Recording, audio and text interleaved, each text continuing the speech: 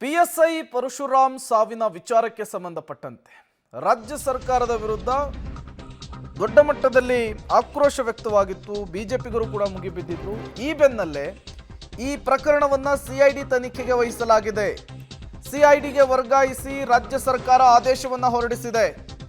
ಸ್ವಗ್ರಾಮ ಸೋಮನಾಳದಲ್ಲಿ ಪರಶುರಾಮ್ ಅಂತ್ಯಕ್ರಿಯೆ ಒಂದು ಕಡೆ ನೆರವೇರಿದೆ.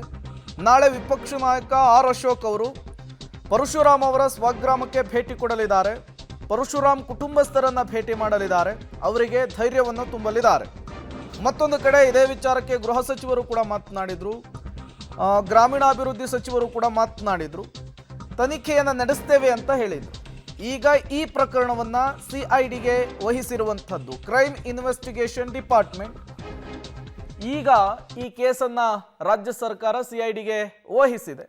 ಈಗಾಗಲೇ ಪರಶುರಾಮ್ ಅವರ ಪತ್ನಿ ಶ್ವೇತಾ ಅವರು ಹೇಳ್ತಾ ಇದ್ರು, ಸ್ಥಳೀಯ ಶಾಸಕರು ಅವರ ಪುತ್ರರು ಹಣಕ್ಕಾಗಿ ಪ್ರತಿನಿತ್ಯವೂ ಕೂಡ ಟಾರ್ಚರ್ ಕೊಡ್ತಾ ಇದ್ರು. ಹಾಗಾಗಿಯೇ ನನ್ನ ಗಂಡನಿಗೆ ವರ್ಗಾವಣೆಯಾಗಿದ್ದು, ಇದರಿಂದ ಮನನೊಂದಿದ್ರು, ಮಾನಸಿಕವಾಗಿ ಖಿನ್ನತೆಗೊಳಗಾಗಿದ್ರು. ಅವರ ಸಾವಿಗೆ ಇವರಿಬ್ಬರೇ ಕಾರಣ ಅಂಥೇಳಿ ದೂರನ್ನು ಕೂಡ ಕೊಟ್ಟಿದ್ರು. ಹಿರಿಯ ಅಧಿಕಾರಿಗಳಿಗೆ ಮನವಿಯನ್ನು ಮಾಡಿಕೊಂಡಿದ್ರು. ಪರಶುರಾಮ್ ಸಾವನ್ನಪ್ಪಿದ 17 ಗಂಟೆಗಳ ಬಳಿಕ FIR ದಾಖಲಾಗಿತ್ತು.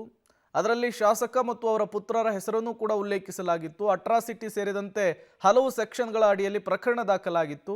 ಇದೀಗ ಸಿಐಡಿ ಕ್ರೈಮ್ ಇನ್ವೆಸ್ಟಿಗೇಷನ್ ಡಿಪಾರ್ಟ್ಮೆಂಟ್ಗೆ ರಾಜ್ಯ ಸರ್ಕಾರ ವಹಿಸಿರುವಂಥದ್ದು.